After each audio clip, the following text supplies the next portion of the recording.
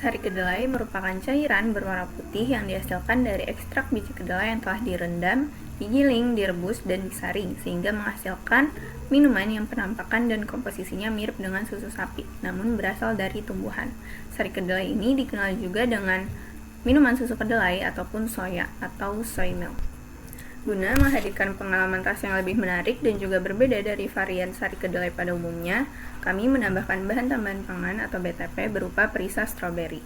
Penambahan perisa ini yang kemudian akan diamati perbedaannya dengan sari kedelai tanpa penambahan BTP.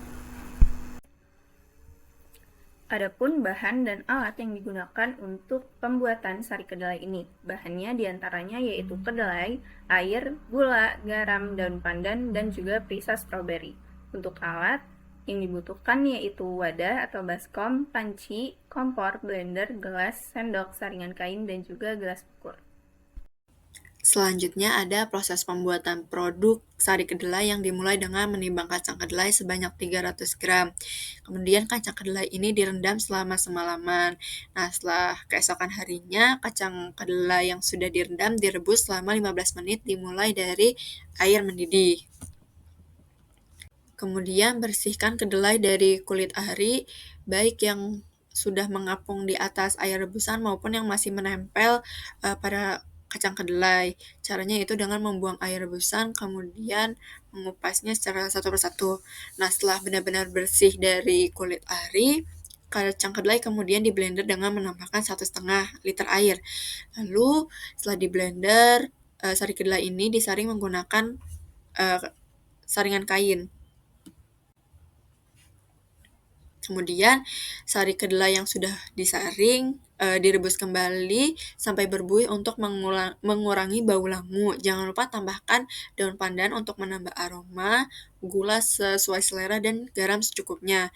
Setelah itu, untuk produk sari kedelai yang dijadikan kontrol tidak perlu ditambahkan perisa, sedangkan sari kedelai yang dijadikan perlakuan ditambahkan perisa stroberi. Nah, selanjutnya adalah bahan tambahan pangan yang digunakan pada produk sari kedelai ini yaitu perisa dan pewarna stroberi. Nah, bahan tambahan pangan ini termasuk dalam jenis perisa atau flavoring yang diatur khusus dalam Peraturan Kepala Badan Pengawas Obat dan Makanan Republik Indonesia Nomor 22 Tahun 2016 tentang persyaratan penggunaan bahan tambahan pangan perisa. Nah, dalam peraturan BPOM tersebut disebutkan bahwa perisa merupakan bahan tambahan pangan berupa preparat konsentrat dengan atau tanpa ajudan perisa yang digunakan untuk memberi flavor dengan pengecualian rasa asin, manis, dan juga asam. Nah, perisa ini mengapa diatur khusus dalam Perbapom Nomor 22 tahun 2016 karena perisa ini memiliki sifat yang kompleks dan jumlah senyawanya sangat banyak. Perisa ini terdiri dari ratusan hingga ribuan senyawa kimia yang memiliki karakteristik penggunaan, keamanan, dan batasan yang sangat spesifik. Setiap jenis perisa memiliki persyaratan mutu, keamanan, dan pelabelan yang berbeda sehingga membutuhkan pengaturan yang lebih rinci dibandingkan dengan bahan tambahan pangan lainnya. Nah, selanjutnya adalah BTP perisa ini termasuk dalam golongan perisa sintetik. Mengapa? Karena sudah tercantum dalam label kemasan BTP tersebut. Nah, perisa sintetik sendiri ini merupakan senyawa perisa yang dibuat secara kimiawi melalui proses sintesis dan belum teridentifikasi secara alami dalam produk pangan alami. Nah, perisa sintetik ini dibuat untuk meniru rasa dan aroma alami, namun komponennya bukan berasal dari bahan alami. Berbeda dengan senyawa perisa alami yang diperoleh melalui proses fisik, mikrobiologis, atau enzimatis dari tumbuhan atau hewan yang diproses secara langsung atau setelah melalui proses pengolahan. Nah, BTP perisa ini juga termasuk dalam golongan ajudan perisa atau flavoring adjunct. Nah, ajudan perisa ini merupakan BTP yang diperlukan dalam pembuatan pelarutan, pengenceran, juga penyimpanan dan penggunaan perisa. Nah, ajudan perisa dalam hal ini berfungsi untuk memberikan warna sesuai dengan klaim dari nama produknya, yakni perisa dan pewarna stroberi. Nah, pewarna di sini dapat membantu memperkuat atau memperbaiki karakter rasa dan aroma dari perisa stroberi ini. Penambahan BTP yaitu perisa stroberi pada sari kedelai ini memiliki beberapa fungsi. Fungsi atau tujuan utamanya adalah untuk meningkatkan cita rasa, terutama agar rasa langu khas dari kedelai bisa tersamarkan dan lebih enak saat diminum.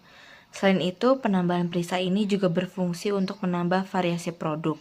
Jadi tidak hanya ada rasa original, tapi juga ada pilihan rasa lain yang mungkin lebih menarik untuk sebagian orang.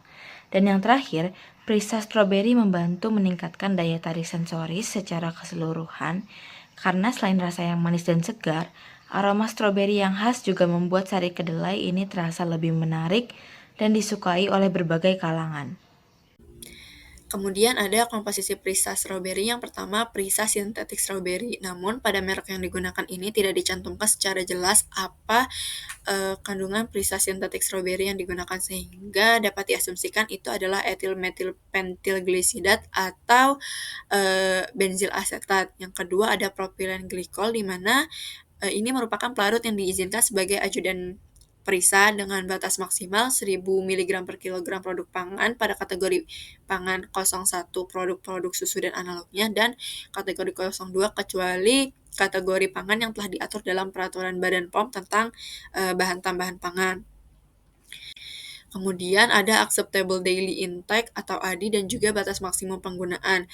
Nah, pada bahan tambahan pangan perisa ini batas maksimum penggunaan dan AD-nya ini tidak tercantum pada peraturan BPOM nomor 11 tahun 2019, melainkan ada peraturan sendiri, yaitu peraturan Badan POM nomor 13 tahun 2020, di mana dalam peraturan tersebut menyebutkan bahwa acceptable daily intake atau AD bagi perisa itu secara umum not specified atau peraturan tidak menetapkan nilai AD umum untuk semua perisa, dan batas maksimum